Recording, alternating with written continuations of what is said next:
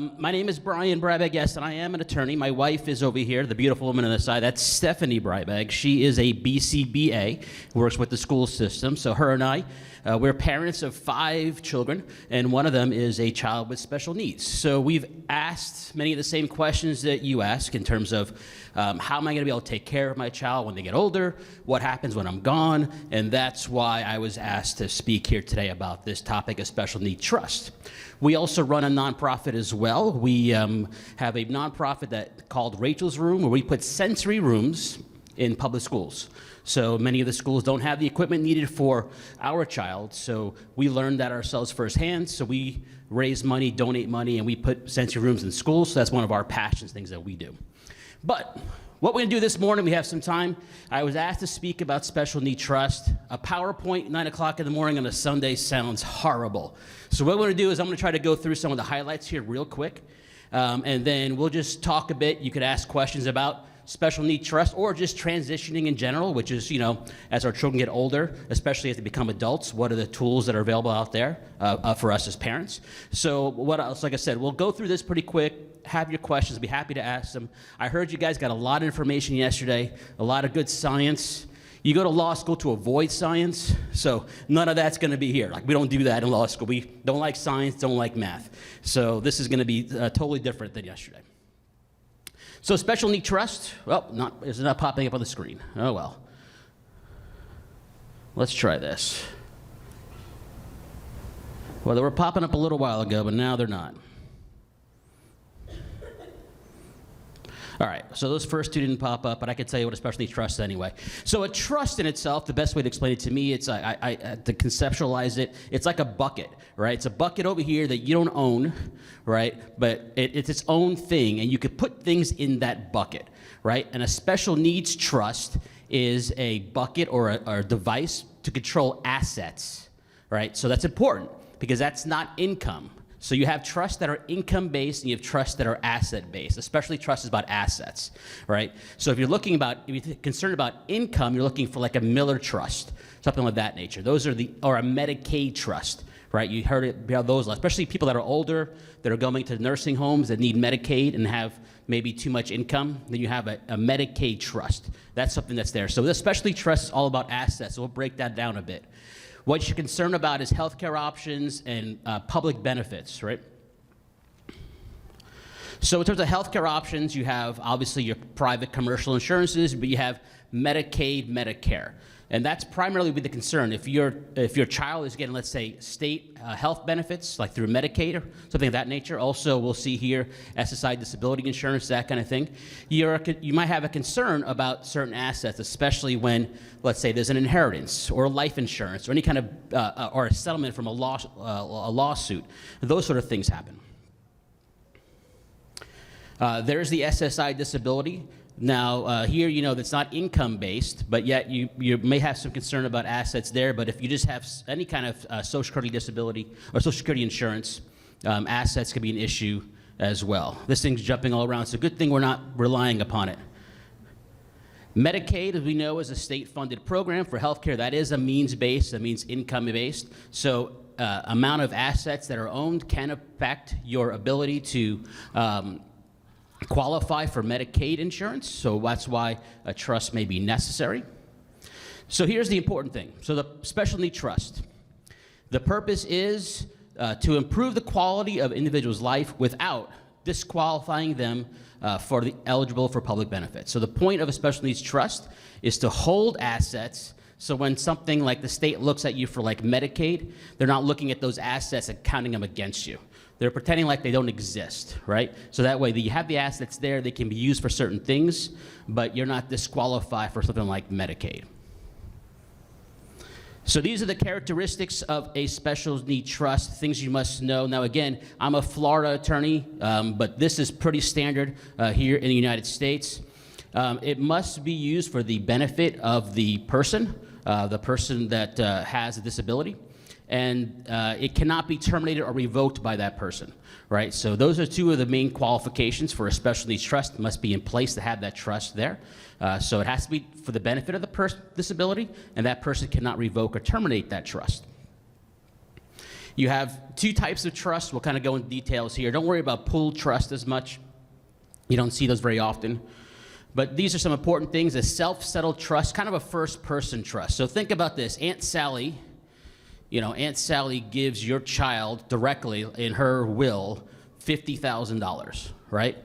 That's a direct sort of benefit. That is going to little Johnny, little Jane, right, into their name, and then you have that money. Now you have that windfall, right? And if you're getting a public benefit, the state may look at that and say, well, now you don't qualify anymore, right? Because now you have this large asset. And so you're like, what do I do, right? So this first party self-settled trust would be the option there. Now the issue with these, a couple things, a little more restrictive on what you can do with them, but also, if the beneficiary passes, right, when you think about the money in that trust, the public benefit, the state agency can ask for some of their money back. So, if the trust has assets left in it, when the beneficiary dies, the state could actually say, well, hey, over the length of time, we paid out this, we want that money back out of the trust, pay us back. So that's one of the issues with a trust like this. What I think is probably a little better, a third party. Now this is what you do. This is Aunt Sally. Instead of giving little Jane or little Johnny 50 grand, Aunt Sally in her will says, I'm going to create a trust and put 50 grand in it. And that trust is for the benefit of little Jane, little Johnny, right? So now Aunt Sally has herself established a trust. That's why it's a third party. See the difference? It's a nuanced difference. But with a third party, what you see here, what could happen is you have less restrictions and you don't have that state public benefit, that kind of payback. You don't have to worry about that like that Medicaid payback. It's a little different here. So what you find is a first party trust. Usually that's like a court settlement. Let's say a car accident case, injury case, that money goes to the person, or it could be an inheritance. A third party, you may have an inheritance or a life insurance benefit also that may establish that trust. So this is what you may look to do if you have assets, right? And you want to establish for your child, that would be a third party trust, right? And this is going to allow you more flexibility. Let's get to some things you can do with trust and how the trust works and whatnot. So we know some of the public benefits like this, the Medicaid, SSI, even veteran benefits and whatnot that could be affected by the trust. Here are the 4 questions I have. If you're going to talk to someone, you want to talk to an attorney and a financial advisor, these 4 questions that I have for you here are questions you are going to probably want to ask. So you're going to ask, are the assets in the trust, are they included in the asset check by the state agency, right? You want to clarify that. So if I put this money in this account, what does that mean? Are there any kind of penalty when I transfer? Because sometimes, like, really more end-of-life stuff, and this is kind of getting out of this realm a bit, but you have someone that goes into nursing home, right? Medicaid has a 5-year look back. So you really want to establish the trust 5 years before you need it, right? So they don't look back and say, well, we're going to count all those assets against you, right? So that's something you want to look at. So you ask questions about any kind of penalties. Distribution from the trust, how does that work with income? How does it impact income? Because a cash distribution could be a dollar for dollar decrease on benefits, so you want to be careful of that. So talk to your attorney about that. And how does the parent's income impact the child's eligibility for state benefits? So that's those 4 questions, I think, are 4 key questions. If you're going to think about setting up a trust for your child, those are the 4 things you want to go in a piece of paper and say to the attorney, to the financial advisor, these are the things I need to have answered. Like, these are the questions that I have. So as I mentioned, a cash distribution is a dollar for dollar deduction off SSI benefits. Some other benefits, if you do kind of like what they call the in-kind or maintenance benefits, have a lesser amount. But you need to be careful of having it established correctly, because what, let's say, Medicaid doesn't want is Medicaid paying for a service, and then you have a trust paying for that same service. Like, it's supposed to be supplementing what Medicaid does. So they don't want you doing the same thing. Some of the things you can do, let's see this, there you go. These are some of the things you can do, and I know it's small up there because I have to minimize the screen, but you could do things, you could pay for house upkeep, utilities, internet, cars, maintenance of the car, that kind of thing, tuition for school, alternative medicine, maybe that's not covered by the insurance, that stuff can be paid for. Guardianship and trustee fees, that's important. If you talk about transitioning, guardianships could be important there.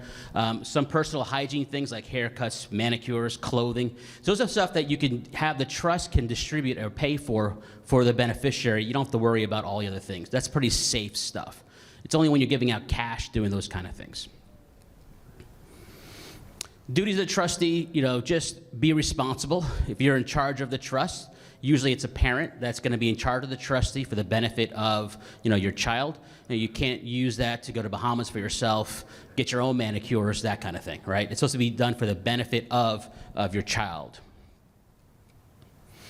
You can also employ a caregiver. You see this with trust. The trust can be established and set up, and the trust may pay for someone. I've actually seen it set up where you have let's say, one of the parents staying at home, right? And the trust is enough, has to have a lot of money to handle this, but the at-home caregiver is getting paid to stay at home. And so you have, so the trust is actually paying someone to stay, and that could be a parent. That's you want to check with your state, but that's also a possibility as well, and you see that often.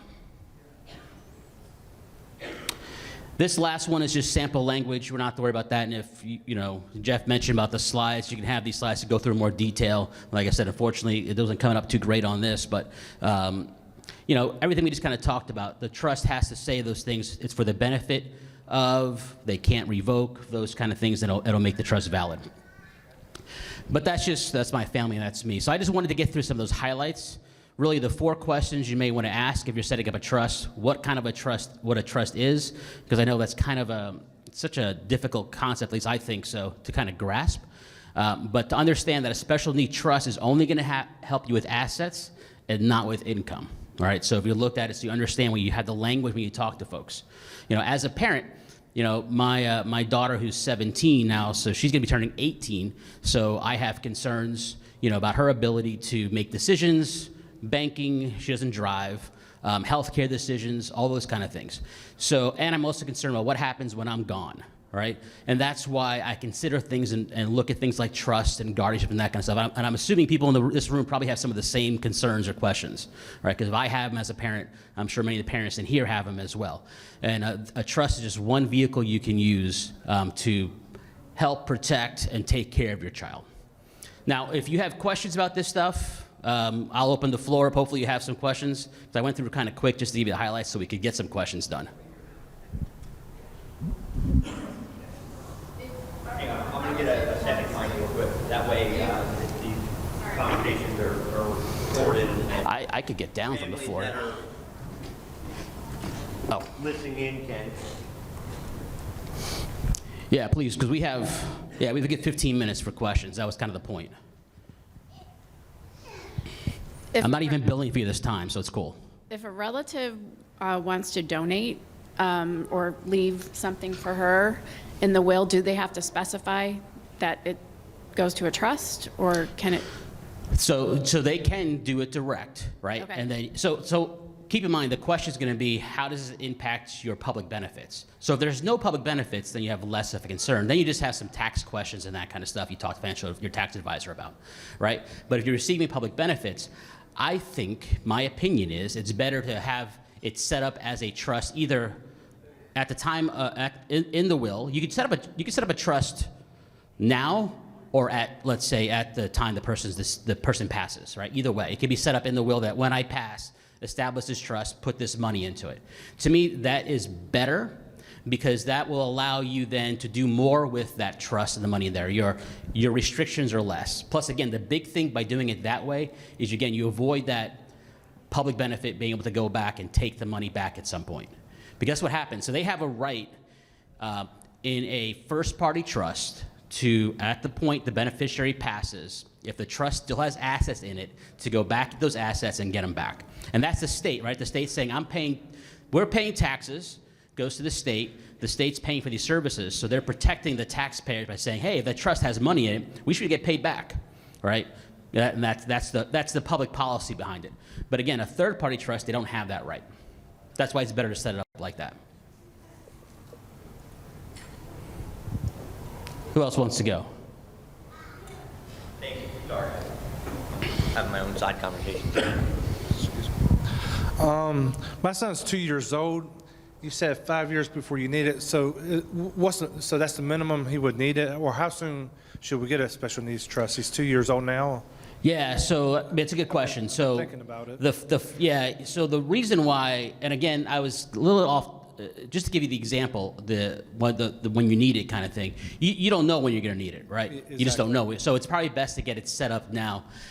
What I would say is, if you're receiving public benefits now, and you have the trust set up now, then you're well positioned for something to happen. Especially if you know, like, that you have, let's say you have an aging parent, and you know that parent has money for your child in the will. You don't know when they're going to pass. It could be tomorrow. It could be 10 years. If you have it set up now, you're prepared for it.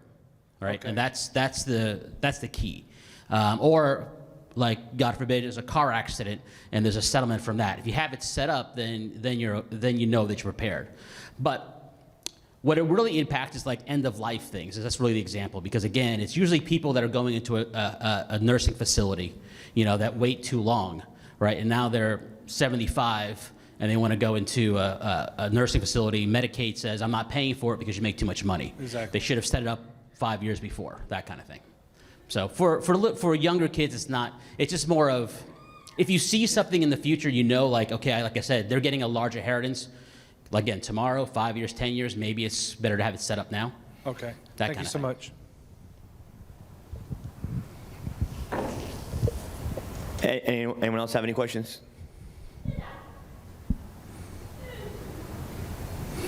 Thank you so much, Brian. If you have anything, did you mention an Able United? What's that? Do you mention an Able United account? No, I did not. Can you briefly just touch on that? Well, I want to what I want to talk about, different accounts, but I could just kind of brief on a couple things that deal with in the same sort of realm. So again, you have the income-based trust we kind of mentioned before. Now, you have to consider things from transitioning your child, right, as they grow older. Part of the concerns that I had as a parent, we had, is, again, she's 17, she becomes 18. When they become 18, they have constitutional rights, right, that are going to kick in, where they can now go ahead and do things. I deal with it all the time in my office. I had one just now. The mother came in, the child turned 18, and got on the computer and then started,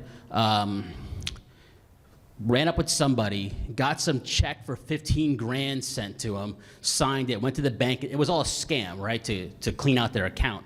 But he didn't, there was no controls over it. He was 18, he could do this stuff, right? Another kid who's going to go out and, at 18, starts signing a lease, right? And you would think, well, my child is not able to consent to that. Well, the people on the other side don't really care. They're here, sign here, and they sign. They're not asking the questions. So as you transition, you have to have a good transitioning plan for that that age as they start moving into that age 18 or more. Guardianships, power of attorneys could be something that's used. Healthcare surrogates, all those kind of documents in place. So I can't stress enough to start having that sort of planning and start having those conversations and think about what's best for your child. In terms of guardianships, there's usually there is a special like a special needs guardianship that's a lot easier. If your child has certain diagnosis that they'll qualify for, it's a much quicker process. But a guardianship would give you the ability then to make all those kind of decisions, financial decisions, dealing with different accounts at the bank, dealing with any of those kind of things. So that's really important. Transitioning, I can't stress enough to start, even if your child is young, thinking about transitioning and the plans for that and how that's all going to be addressed and taken care of. And then in your own, as a parent, in your own life estate planning, have that be part of it, right? So if something, like I said, were to happen to you, what's going to happen with your child? How your child can be taken care of, right? That's really important. Any questions about transitioning? It's a big, yes. So my daughter is 18 and I am her guardian. Do I need a power of attorney for her? No, if you have a court-assigned guardianship, then no, power of attorney. So if you think about it, there's like a level, different levels. So guardianship is like the top level. So if you don't need a power of attorney, because your guardianship, you have those rights already. Power of attorney would be, below that. So like I have a parent came in who has a child with a disability, but he's high functioning, like could hold a really good conversation. you could ask questions, he respond, the whole thing back, real smart. And she wanted a guardianship. But, my thing was, you don't need a guardian. The court's not going to give you a guardianship. He's going to walk in the court, judge is going to talk to him, and it doesn't matter what diagnosis you have, he's able to consent.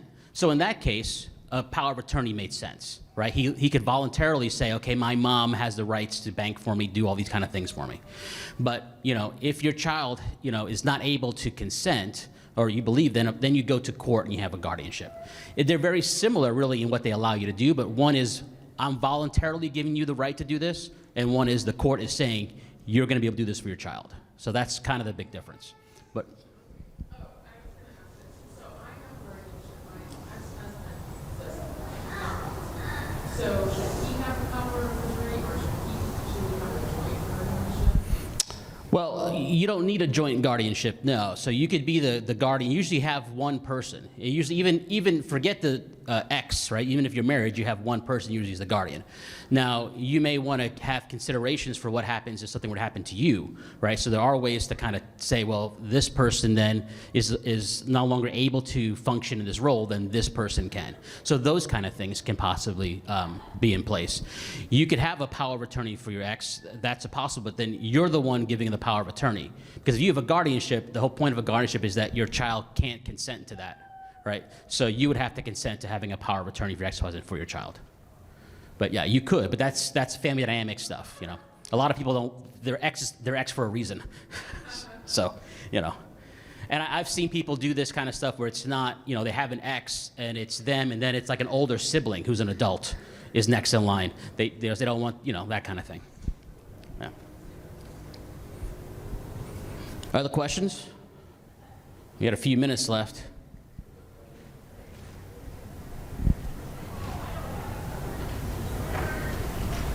Come on, you got an attorney that you don't have to pay for. Any questions at all about legal stuff? Because hey, then if I'm going to be hanging out here, so you're welcome to ask any questions. I had my email address so that you can find me or let Jeff know. Like I said, as a parent of a child with special needs, this is something that's near and dear to my heart. So if you have questions, you just reach out to me, email me. I'd be happy to answer them.